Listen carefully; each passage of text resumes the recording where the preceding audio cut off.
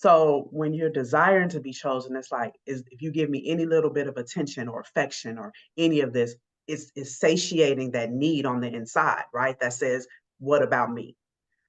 Coming into the situation, knowing that you're already chosen, kind of removes that. So then your eyes are open to see something different. It's like, no, I'm already chosen, so you can't give me this low level stuff and me think that this is okay, right? Hey friend, I'm Robin May, and a few of the professional hats that I wear includes being a transformational speaker, a life coach, and a licensed therapist.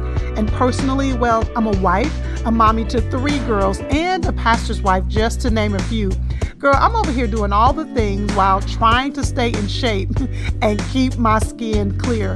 But the truth is, I don't want to be known for being busy. I think that's a scheme that somebody set up. No, I want to be known for living a life that is in perfect alignment with what God intended. And I want to help you do the same. So it's with that in mind, I'd like to welcome you right here to Intentional Conversations with Robin May and friends. Over here, we're creating a safe space to have real conversations with real women on real topics. This is a judgment-free zone where we can be vulnerable and honest and curious about our lives so that we can elevate not just what we do, but who we are. So if any of that resonates with you, again, welcome to our safe space. This is Intentional Conversations with Robin May and friends. Hello, everybody. I'm super excited. I always say that. I always say I'm super excited, but I am, because this podcast really is my opportunity to connect with all of you consistently, for us to have our little community over here. And I'm not going to even call it little, our big community over here where we can engage. And as you know, we are in the middle of a series called These Dating Streets, or Navigating These Dating Streets, the Dating Dilemma. And I am bringing on different girlfriends to have a conversation. My girl, Anika, is here with us. And listen, I need y'all to understand, when I'm bringing my girlfriends on to talk about dating, this is for real, because I get on their nerves when it comes to their I get on their nerves. I don't play the radio with these men. I am serious about my girls finding the love of their life. And so we are going to dive into this conversation. But before we do, remember, I am relaunching Before You Take His Name, a Christian perspective to saying I do. It launches in March. We are redoing the cover. I have adjusted some of the questions, not a lot, because what's powerful is a lot of the information I wrote way back, I think in 2008. Let me make sure. 2008. Yes, these questions still apply. But I'm just kind of updating it a little bit for 2024 and beyond. And so make sure you grab your copy. Go to robinmayonline.com/order books. robinmayonline.com/order books to get your copy. Well, I'm excited to welcome my sister, Anika. Hey, girl. Hey, Robin May. Thank you so much for having me on. No, I'm so happy to have my friend with me. She and I have been friends for many, many years, and we hold each other down. That's what I love about my sister friends. I might hold them down in the area of relationships or whatever other area, but trust, they hold me down in my areas as well. They help me know when I'm tripping, when I'm not tripping. They validate, they challenge, and so we do it for one another. Anika, I am so happy to have you here. Before I start diving into all your business on the recording, tell the people a little bit about you, where you're from. Just want folks to know about you.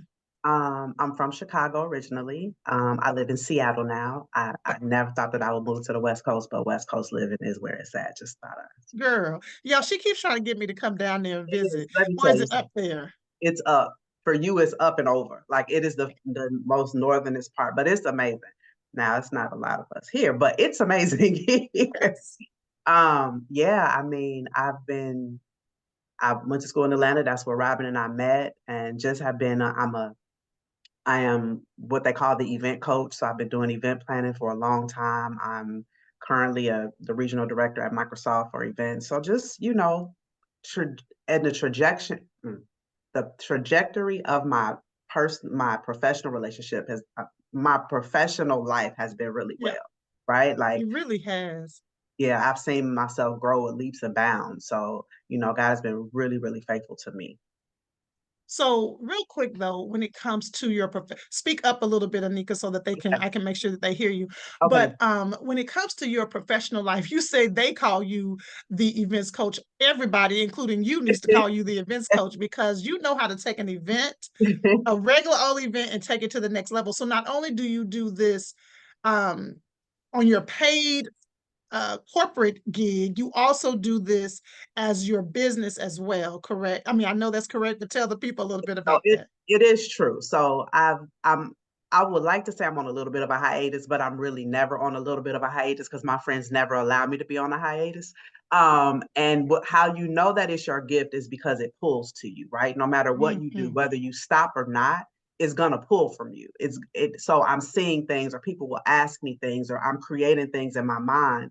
Where now in my professional life, I'm not as hands on my 9 to 5, right? So it's more of a strategic level, but it doesn't matter. It's still in you. Like you're still like, when people say something to me, I'm like, oh, you could do this and that, right? So like I love that. one of our girlfriends always be like, you always have these $1 million ideas. I want to put Ferris wheels in your backyard, like stuff like that. So, it's just, it never stops. Absolutely. Well, wait, Anika, you wrote a book. Look, Tara. Wait, can people get it? um, probably not.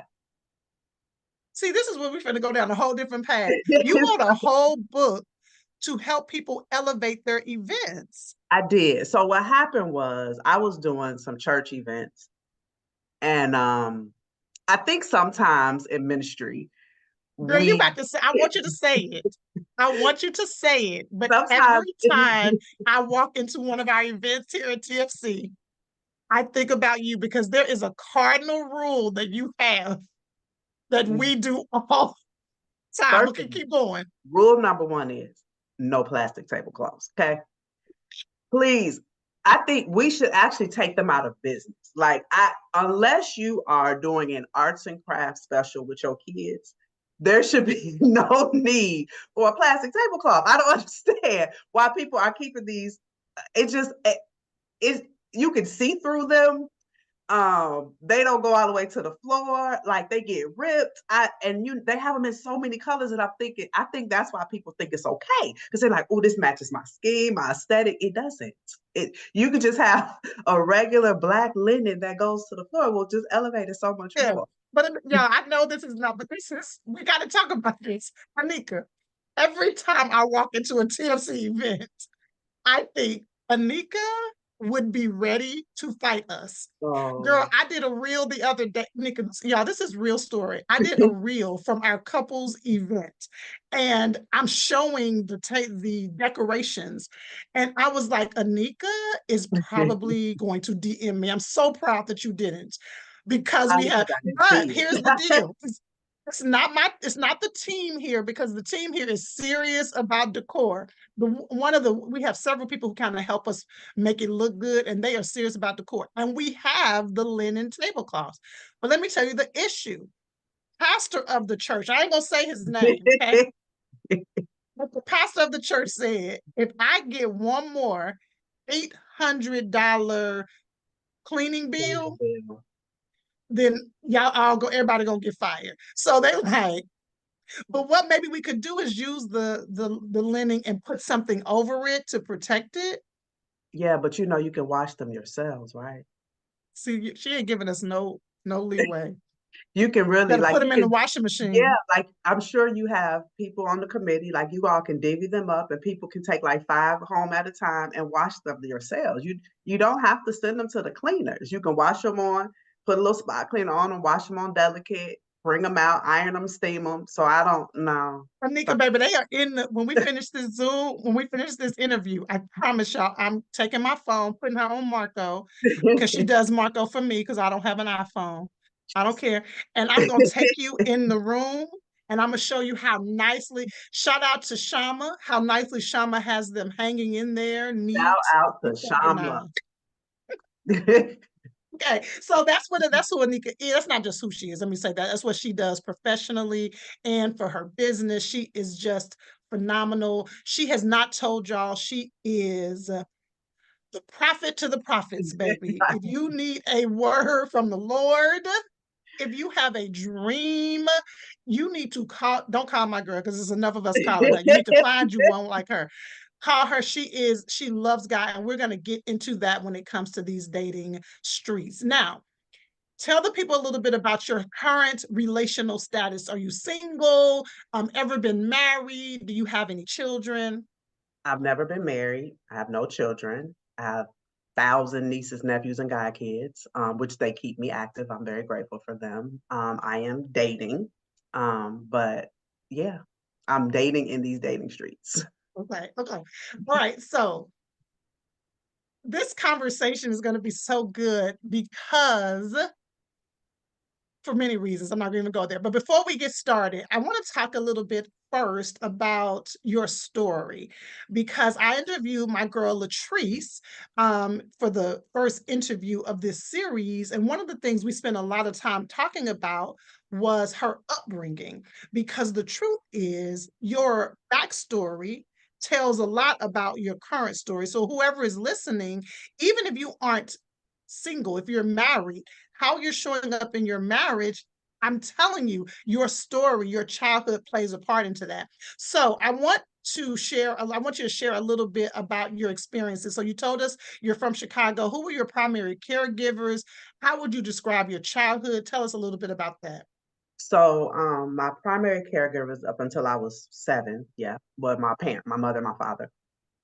My father left the house when I was 7. I have an older sister, she was 14. That's important. You'll know why in a minute. I have an older sister, she was 14, so we're 7 years apart. And from what I can remember, my father and I were very, very close. Like I was a daddy's girl growing up. He had me all the time. We did a lot of things together. And then he was gone. And he actually had a whole nother family after, right? So he left, went to live with another woman. They had 4 boys. And so that became the sore spot because I was kind of left out, right? The challenge, though, is my father still decided to maintain a relationship with my sister. So we have both the same mother and father, right? But he decided, for whatever reason, I'm still going to stay in contact and be a father to my sister, just not to me. So that Now, wait, let's jump in. Practically, how did that play out? Like, would it be he would call the house? Like, how did Well, that he play would out? do things for her. They would stay in contact. She would see him a lot. So my mom, she was amazing. She never said anything bad about him. I never knew anything bad about him. She would make me go be with him, go see him. But for the provision and the emotional relationship, he gave that to her, and I don't know if it was because she was older and they were in each other's lives longer, but for example, say I needed something in school and I would call him and say, I need this. He'd be like, oh, I just sent money to your sister. I can't give you nothing. Like that would be a constant, you know what I mean? Or even, oh, I just did this for the boys. I don't have nothing else for you. So it would really be just me, right? Like Girl. yeah. So it would be me that he would not give to, knowingly or unknowingly, for whatever reason he had at that time. Wait, let And me jump in again. So what did that do? I have two questions to you and your sister's relationship so we weren't really close growing up anyway, right? with And a so 7 year yeah, difference. Yeah, that can 7 be hard. and I probably got on her nerves. I was probably annoying. I wanted to wear all her stuff and do all her things. She put a lock on her door so I couldn't get in, get in there and get her stuff. But so it wasn't, we weren't close, she didn't really like me. She was an only child for 7 years, so then it's like, Mm-hmm. what is this little girl doing? And my mother and father were going through at the time when I kind of came along anyway. So I can't imagine what that dynamic was like for her, right? Mm-hmm. Um, but yeah, we just began to have a better relationship now as an adult, but as growing up, it wasn't great. Um, So when this was going on with your father, and your father was boldly not doing for you, but doing for your sister and for his new family, what was your mom saying to you, or was she saying anything to you about that? no, not really, because the other part of it was, so I don't have a lot of memories of during that time, right? For whatever reason. Well, Um, yeah, we know well, that. Okay, we know yeah, for those listening, we know that there is a lot of reasons, and that's why I yeah. love these kind of conversations because our subconscious will protect us, Mhm. or we will protect ourselves um, from some traumatic experiences. Anika, I don't remember if I've ever told you this, but I remember one of my supervisors when I was in training as a therapist. I am, I'm a realist, and I'm pulling the covers off and I'm making you look at the truth, look at the truth, right? And so one of my, any clients listening is probably like, she's still like that. But one of my supervisors said, be gentle with helping people get to the truth That's good. because their capacity to handle it may not be there. That's true. And that impacted me deeply. Now, my girlfriends, y'all may not get the benefit of that wisdom. Okay. But so when you said, I don't know why, we know why. Okay, so keep going. So I was asking you what your mother was saying, and you said you don't have a lot of memory about things. I don't have a lot of memory of that part. My mom got sick when I was 12, 12, 11, 12. So essentially, she wasn't really there, like she wasn't available to help.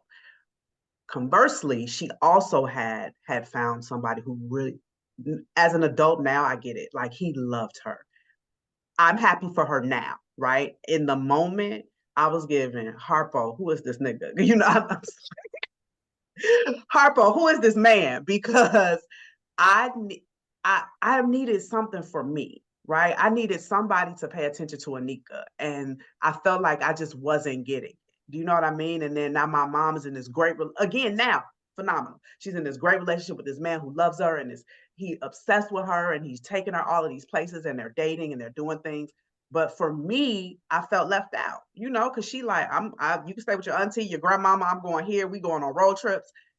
And so we're actually the same age now, right? So then this was happening for her. So I can understand how. Oh, girl, wait, Anika, I don't know. We've talked about that insight right there. Your therapist is good. Tell your therapist I said, tell your therapist I love her.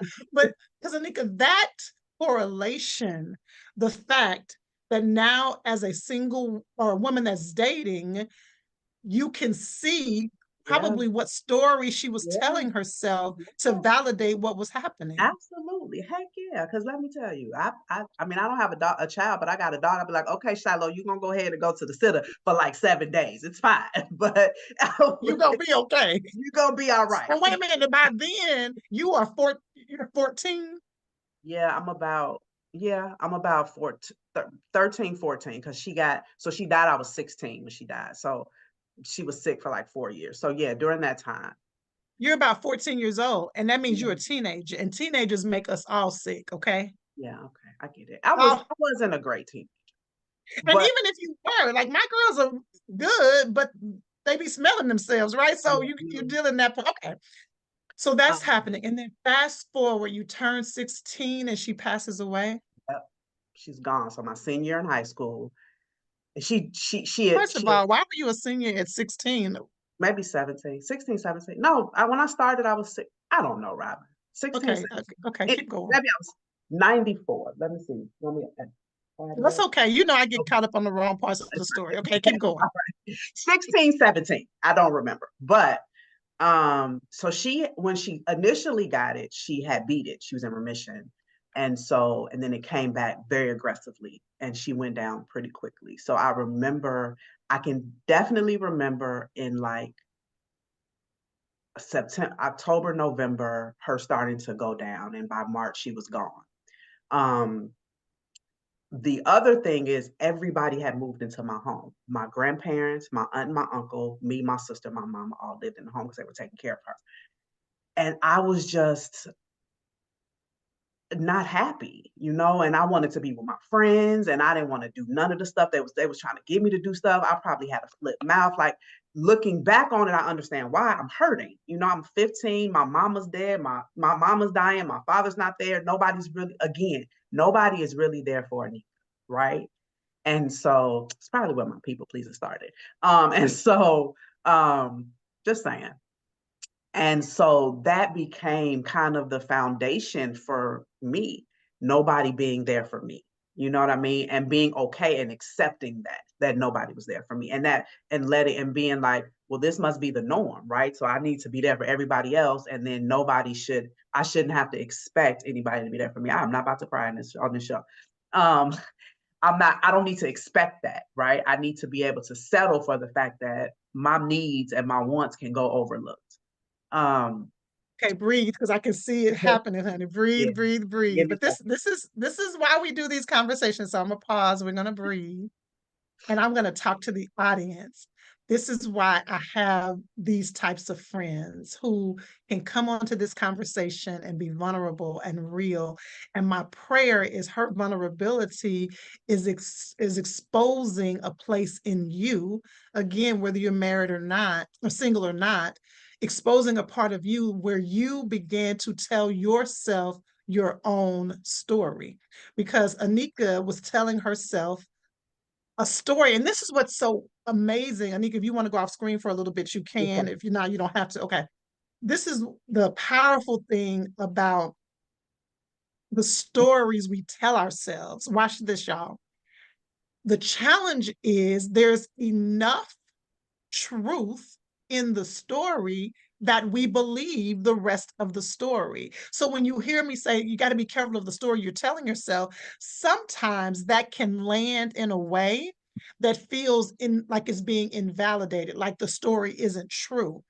No, what it is that there are parts of the story that is true, but then we begin to build out the rest. And yeah, that's why, for my people of faith, we always have to come back to the truth, yeah, and which is the word of God.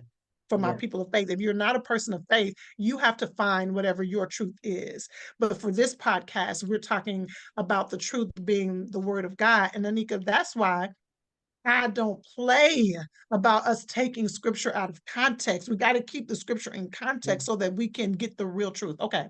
So All right. go ahead from there.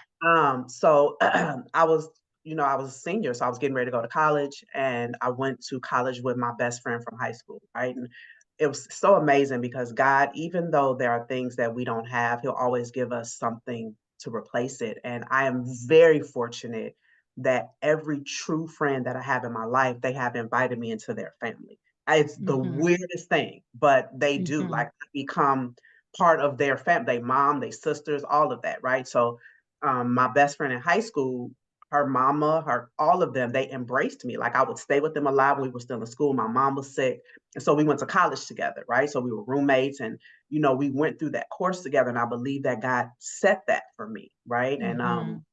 so my mom, before my mom passed, she had asked my aunt and uncle when she died to take care of me.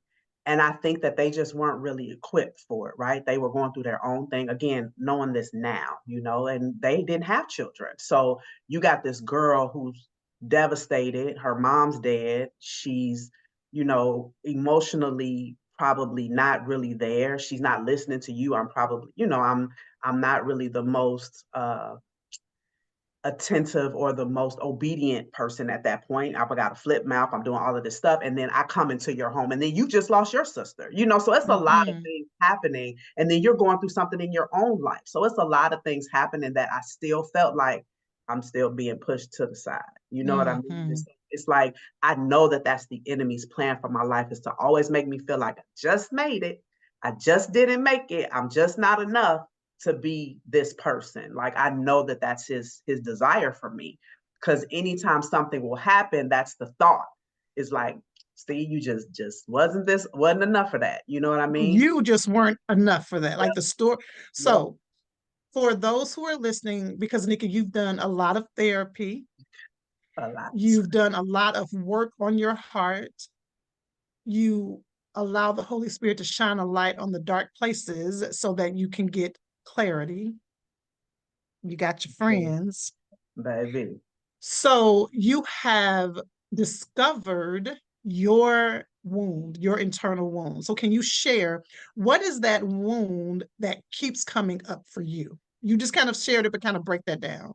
Unworthiness is the wound that comes up. And what happens is things or situations will come to attack that, to say you're not worthy for this, like you don't deserve this, or it's because of you that this is happening type of thing, right? And so it causes me to be like, what can I do? How can I fix this? What can I change about myself? It's really funny. You probably don't even remember this. We were in Chicago one time and we were walking down the street downtown and you said, Anika, you cannot add one more eyelash to your eye to make there is not an eyelash that you can add to your eye to make you any better than you are right now. And it stuck with me, right? Like it just, I go back to those moments sometimes because no matter what happens, because here's the tricky part about therapy. Therapy is amazing. I would not be where I am without it, but it doesn't stop the wounds from presenting themselves, right? All it does is say, let me reach in my toolbox to see how I can overcome this. But they still Yes. come, right? Even as Yes. believers, right? The enemy still gonna tempt us with that thing, no matter what it is. Now we may be fully over that at that point, but he still comes for that wound for me, no matter what. Girl. It doesn't matter if it's romantic, relational work, it comes for me. And I have to remind myself, no, that's not who you are. Now it may take me. Part of your one of your toolkits, ladies, that's why I am serious about you getting off of isolation island. One of your toolkits are your people, your friends, Yes, people who can say, we're not yes, doing that on this side. yes, No, you're the bomb. You're my or friend. You tripping, right? So yes, that's one of the toolkits. Your prayer is toolkit, your own internal dialogue. I wanna say this, that if you're listening to the podcast, Anika, some people listen, some people watch. If you're listening, I want you to head on over to YouTube yes. so you can see how gorgeous she is, so you can see how fly she is. You are hearing how intelligent she is. You know that she's shared with us already that her career has had an upward mobility. You know she loves Jesus, she has friends. I'm saying all of those things because sometimes we'll say, man, if I was cuter or if I had more money or if I, it doesn't matter. All of us have a place. And that's why a place, let me finish that sentence. All of us have a place in our hearts where we are wounded. And Anika, we're about to get to dating, y'all. But recently, Anika, you and I were talking, and it gave me an aha that maybe my clients have benefited from. Because remember, we were talking, and we were talking about, wounding. And it came to me that the truth is, like I said, my clients have benefited from it, that when the wound is deep enough and has occurred long enough, even when we've done a lot of work, certain situations can re-injure that or at least aggravate it. Yes. And so we often will find ourselves saying, I thought I was over this. Why am Yes. I still dealing with this? But it's not that you haven't done the work. It just happens to be a vulnerable place. Yes. So it's not that you still feel it, it is what you do with it. So remember, I was like, Anika, honey, you have already passed calculus on this issue. We're not going back to basic Yes. math. You Yes. have passed calculus. You feel it. Now you know what to do with it. Yes. So I hope that that helps somebody. It's like a basketball player who had a knee injury. He can move a certain way on the court and it hurts. It doesn't mean he didn't do years of therapy on it. He just moved a certain way. So now he just needs to go ice it. He don't need to quit the game. Just go ice your knee so that it can feel better. So ladies, sometimes we got to ice that place where we are wounded so that we can keep going.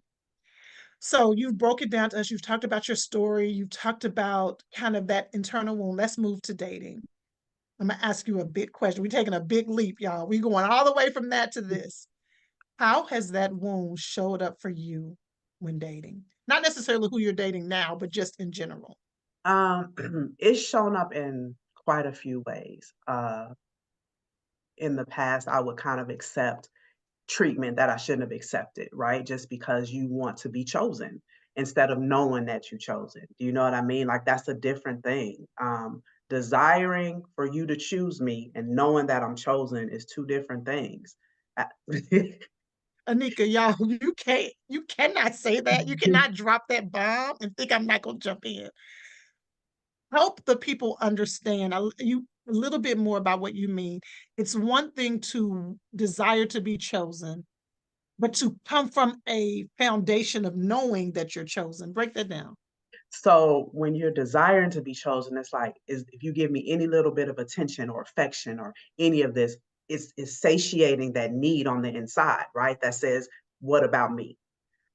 Coming into the situation, knowing that you're already chosen, kind of removes that. So then your eyes are open to see something different. It's like, no, I'm already chosen, so you can't give me this low level stuff and me think that this is okay, right? Absolutely. Um, and I think for me, that was a growth place for me. It took me a lot of years and a lot of therapy and a lot of friendship conversations to get there. And still today, my friends will be like, "Now you know you the bomb, right?" And you have to have that. You got to have people that will remind you that no, baby, you've already been chosen. And that doesn't just show up in my romantic relationships. It shows up in familial and friendships. Like there can be certain situations where you can feel a little slighted, you know what I mean? And then it's like you trying to work hard to get back to a place. I'm overworking for a friendship that I'm already in. Does that make sense? Yes, it makes sense. Like that's the Yes. craziest thing for people that you know accept you and then you trying to do double work. Like I spent a lot of years exhausting myself saying yes to stuff, spending finances that I didn't have to do for friendships that I already had. And that Yes, that girl. part right there, and just the freedom to say, no, I'm not really feeling that right now, and being okay with it. Before that Yes, would be like, oh my God, what if they decide that they don't want to be my friend? Or what if they decide this? And we torment ourselves with those thoughts, right? Like we're thinking, I'm stupid for thinking that, but it's a thought that most people are thinking. But we're Satan absolutely. bombards us with those thoughts so much that we think it's just us. So to your point, you'll begin to isolate because clearly you can see that I'm not worthy, right? Because I'm seeing I'm not worthy. So clearly you can. So I'm about to pull myself back so that you also can't see that this is the wound that I have. Instead Girl, of being you like, are preaching. You're preaching. And so again, I want you to recognize that might be Anika's wound, but you got to get clear on your wound. When she said, I'm overworking for a friendship that I already have, because then what begins to happen if you're not careful, you take everything that somebody does as a slight against you without realizing. One of the things that I say to Anika all the time, I say to myself, I say to my friends is, and nobody likes it. I don't like it. This is the statement. It happened to you, but it's not about you. Whatever the situation, this happened to you, but it's not about you. Like if somebody does something, it's really about them and what's going on with them. And it's hard to separate because all of us is talking about narcissistic. All of us have an egocentric right, mindset sometimes, whether we think we're all that or we think we're nothing. All of it is based on our ego, right? And so I'm constantly saying, no, babe, that I know that that happened and that hurt. I'm not even negating the hurt, but you're saying, why am I not worthy when it's not about your worth? It happened to you, but it's not about you. that's right. Yeah, I taking things personal was I mean, everything was me. Why would you do this to me? I Mm-hmm. can't believe that this happening to me. I took everything personal. And even now I have to be like, Anika, that's not personal. Like, don't take that personal. Yes, You have to change the rhetoric that your inner person is telling yourself. And the only way to do that is to talk to yourself, right? No, girl, this is not about you. And it's still gonna hit. Like, no, this was personal. Like, no, this is you. No, they didn't choose you because it's you. No, they chose this person because it was you. No, it's about what they wanted or what they wanted to choose or and some we gonna deficiency cry, in you. Anika. We gonna cry. We gonna eat our Pillsbury chocolate chip. Uh, We gonna Anika. We gonna talk about hey, he ain't nothing. I can't stay. We gonna do all of that. We gonna do the things that women do. But we're also gonna tell ourselves the truth. It's not even if you got to say it over. It's not about you. Okay, so you said it showed up in dating or in your life. Period. Is I'm not worthy. And mhm. so, what happens for you? Or let me ask it like this: what would you say has been your greatest pain point in dating at this point in your life? What is the greatest pain point? Is it wondering if it's going to turn into something? Is it trying to figure out if he's worth the challenges y'all are having? What has been your biggest pain point? I would say probably a combination of those two, right? Am I wasting my time? Um, am I am I going because okay, so a lot of my healing work has been knowing when to exit, right? That is still my biggest thing. Am I gonna get in here and get in here too far that I can't pull myself out if something goes wrong? But what I've learned is, and I can see, you can see the growth patterns in your life. So you know, yeah, no, I think, or I know better about myself now. So I know that that won't happen because I know you deserve more because you know, I know who I am now. Does it make sense? So that part is probably my biggest thing. It's always in the back of my mind. If this go left, can I move out? Because we overstay in a lot of situations where we shouldn't, and a lot of times it's because if I could just did this, if I could just get this, if I could just get them to see this, or if they could just heal this part, we'll be okay. Right. Yes, And yes. no.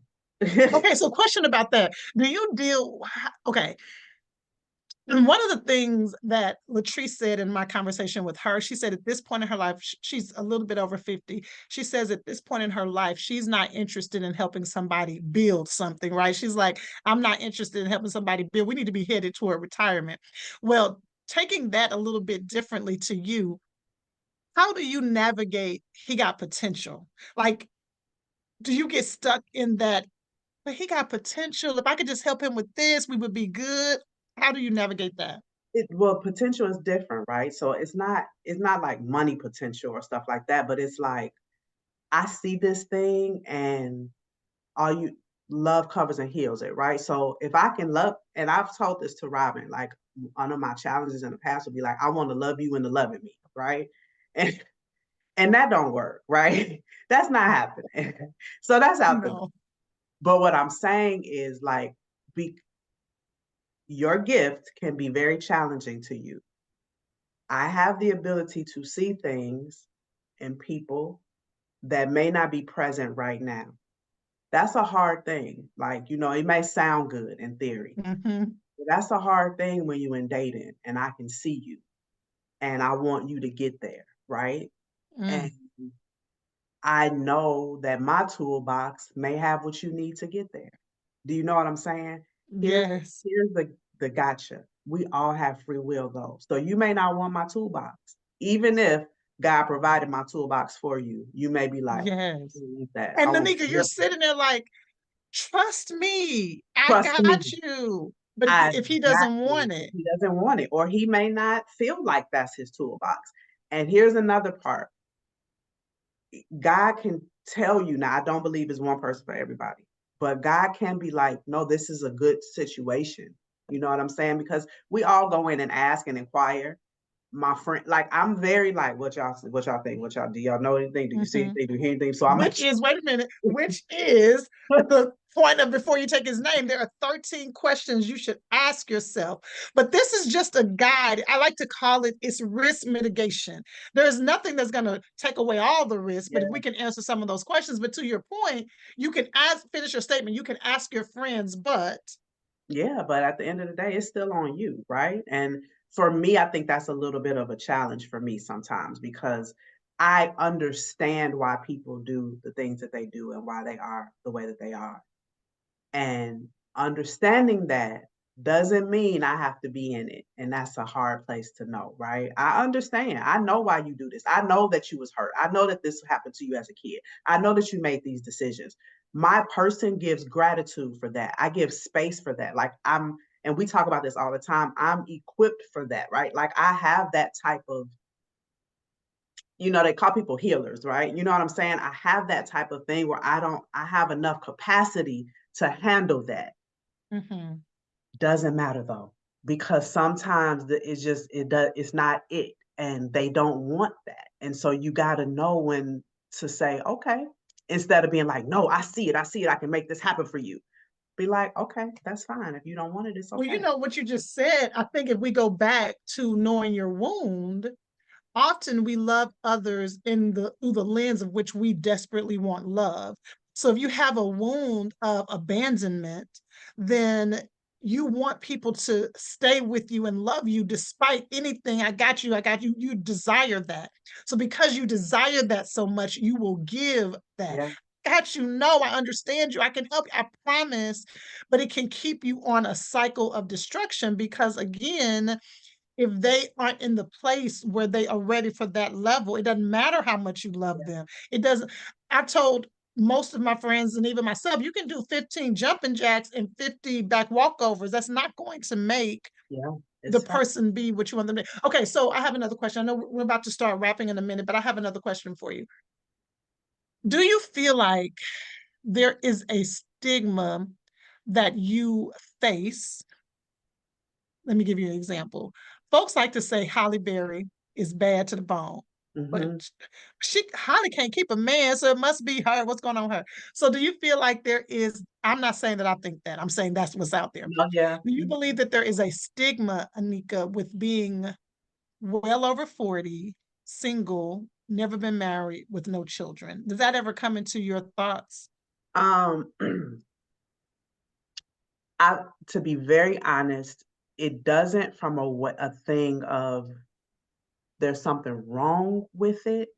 Yes, there is a rhetoric out there that says some must be wrong with her, she must be crazy.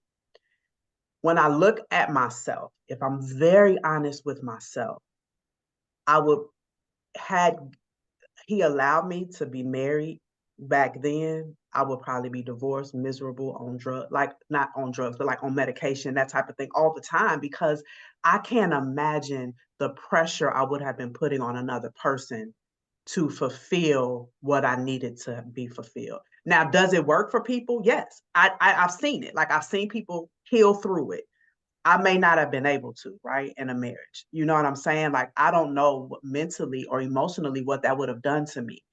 So what I tell people when they ask me, because men always ask, so why are you single? I'm very honest. I really was not ready. And I didn't know it at the time, but I know it now.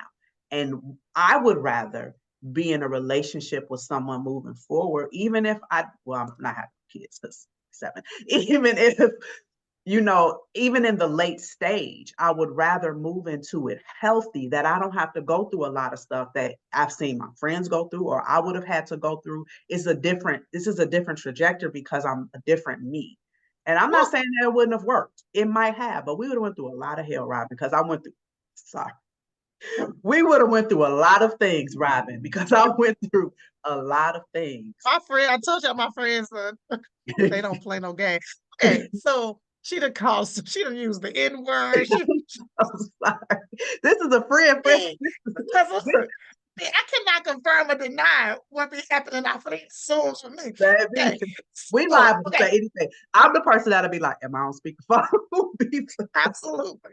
I have a couple of more questions. I remember I needed to ask you, how does your faith, because again, Anika, and I want y'all to know, Anika is not a church and then brunch only believer. You love God and your life is governed by him. And I hate saying this. I'm not saying she's perfect because I think that whole thing, I'm not perfect, can be a scapegoat.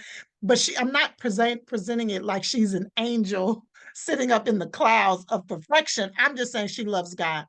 How does that play a part in your dating life? How much does your faith and your expectation of his relationship with God, how does that play a part? Can we be real honest right now? Okay. So Anika 20 years ago and Anika now is very different in her faith. 20 years ago, you was had to be speaking in tongues, I casting was out literally about to say that. you I had to be doing literally all was these about to say he things. better And be I was speaking good. in Oh, tongues. he not doing none of that. It's not happening. Anika now is very different. And not because of time, but because of maturity in my faith, right? A lot of that was Anika's stuff, not because God said that. Do you understand? And Mhm, we got to be so careful that we really say what God is saying and not what we're saying because of our own wounds and our own battle scars. mhm. A lot of things was no, because I'm doing this, right? So I'm self-righteous in my own stuff because I can do this and I cannot do this and I cannot do that. So he has to not. And that's not who God is, right? He's very loving and in everything, friendships, romantic relationships, there's a yin and a yang. So you got to be able to give credence for that, right? You have to be able to give space for people to be people. And so my desire is always to show them Christ. And it's not to berate or say this is what you should be doing or how you should be doing it now. I can know who you are and take that and say yes or no to, right? Yes, yes, Doesn't yes. mean you don't love Jesus. And I think Mhm. that's for me, that's the biggest aha. Because we would be so, I would be so quick to say, well, he not fruit saved. Nigga, I mean, Anika, what are you even saying? But here's Wait, what will tell happen. tell the people again. He not what? He not He not fruits. fruit saved. Girl, But do you? But is it important to you that he has a relationship with God? you gotta love it. Whatever that looks like for you, that's different for everybody. And I think if we could understand that, if we could give ourselves a break and if we could give ourselves a break, we'll give other people a break. I was Absolutely. holding myself to such a standard because of my wounds. I wanted to be perfect. I wanted to be, I'm the best Christian. I could do this, I could do that. And that was projecting. Do you know what I'm saying? So Yes, girl. I nobody get felt it like so much. they could, nobody felt like they could measure up to that. But if I'm just Anika, the real Anika, who I really was, that I say nigga all the time. Like I may say hell every Does day. I say a lot does. of things. I do a lot of things, but I am in such a place of freedom. And that part, I think, freedom with a light is very attractive, right? Not browbeating, not you got to go to church every Sunday, not, you know what I'm saying? Like, not the rules and the regulations, but the relationship with Christ is very important. And you can tell my relationship looks different than somebody else's. But you can definitely tell if there is a relationship with Christ. I knew enemy y'all. She had to put me on mute. This talk about her being prophetic. I had a little prophecy on me too. I literally was about to ask her why I hadn't heard Shiloh, her dog, which I'm terrified of her dog. Here he come. Y'all know I'm terrified of Shiloh. Look at this. Look at this. Mm-mm. She know I don't. That's the main reason why I can't come to Seattle. Don't let her tell you that. I already told her that once she comes, I will take Shiloh to the sitter. I will do that for her. The sitter lives down the street. It's fine. It's not a problem. That's how I know she loved me. Okay, we got Okay. two more questions. I gotta go. I gotta go. I gotta go. We Okay. got two more You gotta questions. do The next question I want to ask you is first of all, I loved your response to that, and I love the genuineness of that. If if somebody just happens to be scrolling through social media and they happen to come across this here blog video, or one of my listeners are watching and they like, oh, wait a minute, her it. brother might be a good for her. She's so gorgeous. What are a couple of things that are important to you at this age, at 47, which I know is different than 27? And let me just say this, dating in your 20s is totally different than dating in your 40s. Like all of y'all, Anika, have told me very clearly, I have not been in these dating streets. Y'all have told me, Robin, you don't know nothing about this life. Okay. About it, you hear me? So, what are a couple of things that you're saying this is important to me in a romantic relationship? Consideration is the most important thing to me, which means consider my feelings, my emotions, how something would affect me, impact me. If you really care about me, just consider me. That's all I'm asking. It doesn't even have to be, we don't have to maybe have a conversation about it. But before you do that thing, be like, this might not go well. You know what I'm saying? It Mm, might hurt her. This might damage our relationship type of thing. Consideration. Like I think that covers so many other things that have to happen. You know what I'm saying? Like, yeah, I respect because that. it could be honesty, loyal, all of those things to me falls under consideration. I just want you to consider me. I just want you to not take yourself too seriously because I've learned how to not take myself too seriously and want to enjoy life, and want to give and sow into the lives of other people. That's it. And I know Okay, it's silly question to that. Not silly, but more what's the word? Is it surface or more I can't think of the words. Let me just say it. Do you care how much money he makes? Superficial. That's what I was looking for. Do you care how much money he makes? I mean, yes and no. Because Let's girl, just I be was gonna honest. say, I Anika just is need one to of be my able to say that. friends. Anika is one of my friends that challenges me to upgrade at all times. Remember, we were in California and you were like, what you're not gonna do is choose a regular Uber ever again. I need you to choose Uber X. Girl, I didn't even know that was a thing. Ever since I've been telling Lee, baby, I gotta do Uber X. So I need to know, do you care how much he makes? Because you bougie. I so I just need, I have always been a one pot mentality person, right? But I do need you to be able to take care of yourself. That's it, and I mean, and I need you to be able to not say, I only got 1 week a year to go on vacation. That doesn't work for my lifestyle. Does that make sense? And that's not it's not bad if that's your thing. But for me, and I don't want to not travel with my person. So we can only take one vacation. What you will. You don't have to go ahead and leave them. I don't want that. So Well, wait a minute. This is my second interview of a friend. Last time was Latrice. Now I'm talking about in this dating series where both of y'all had said something about vacationing. I asked her, would she marry a pastor? And she said, yes, if he can go on a vacation every season. She said every season, summer, winter, spring, and fall. Even if we just got to be able to do some getaways. Like, it's very important for your own self, and especially for couples, to be able to get away. This. When you know. and Lee go together, like, it's a whole different Robin that come back. You know what I'm saying? And that's all I'm saying. And so that is very important to me. I need you to want to get away. If you don't want to get away, here's the thing. You could be a millionaire and be a workaholic and not want to get away. That's not gonna work for my lifestyle. Okay, that's fine. I get you. He could be. I'm asking you if homeboy can't go into the Delta Lounge with you, are you going to be dating him? Yeah, see, Anika, if he can't go into the Delta Lounge with you, is he qualified to date you? He just got to be able to take care of himself. I'm just being honest. I don't know what that looks like, but you got to be able to being able. You did not answer my question. I'm gonna leave you alone. He don't have to be able to. He. See, I got her stuttering. What? What? I can go into the Delta Lounge, so we can go into the Delta Lounge together. But I'm one pot mentality, but also this is going to be one pot mentality, but you still got to be able to take care of yourself, and you still got to be able to want to take care of me. And when I say that, I don't mean I'm staying at home and you paying all the bills. I mean, you recognize who I am and you want to sow into that. Do you know what I'm saying? There's no dollar amount for that. But my friends would say, all of y'all would be like, yeah, it's probably not gonna work for her. You gotta have a passport. That's okay, because I just wanted to put you on the spot on this here Zoom, on this here podcast. But let me say this: I have done it, and the reason why it didn't work wasn't that.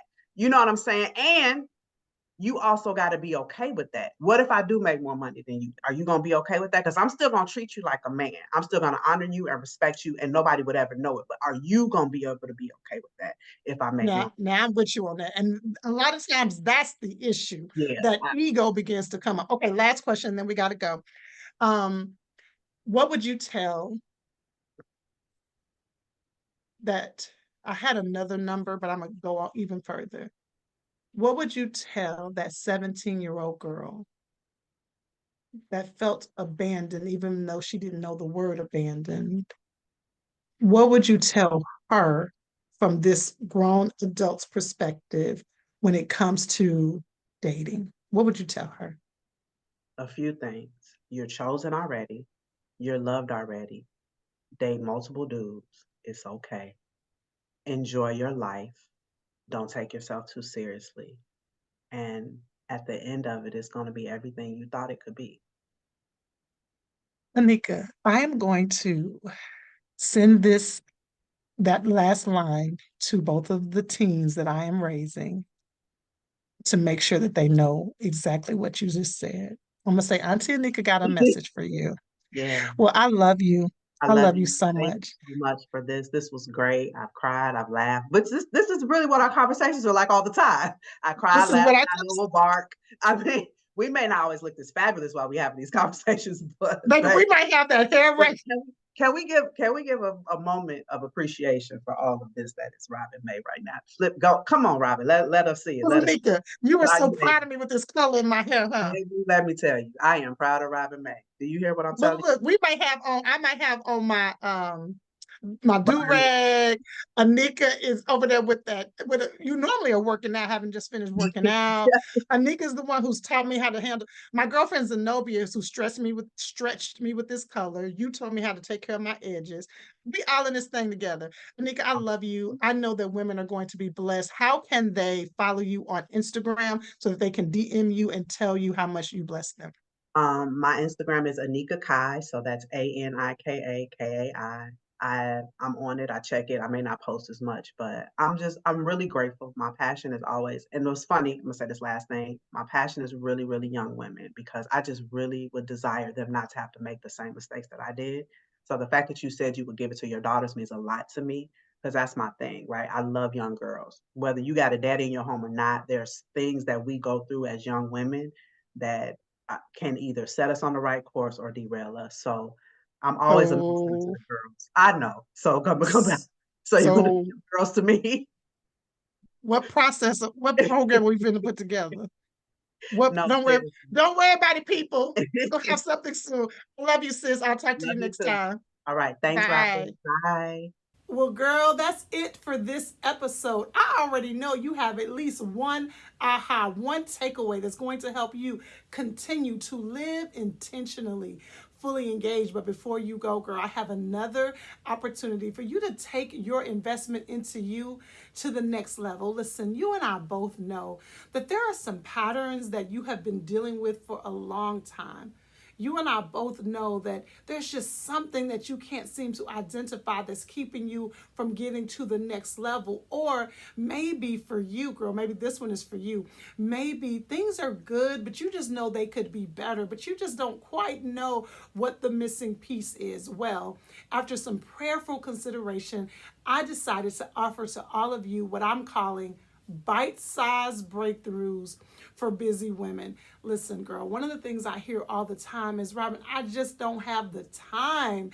I truly want to get a PhD in me, but when in the world do I have the time? Well, I have you in mind with bite-sized breakthroughs for busy women. Listen, girl, this is your no excuse path to identifying what you need to understand so that you can see, experience, and curate the life you love. Bite-sized breakthroughs is your opportunity to discover what's necessary to push past what's stopping you, one aha at a time.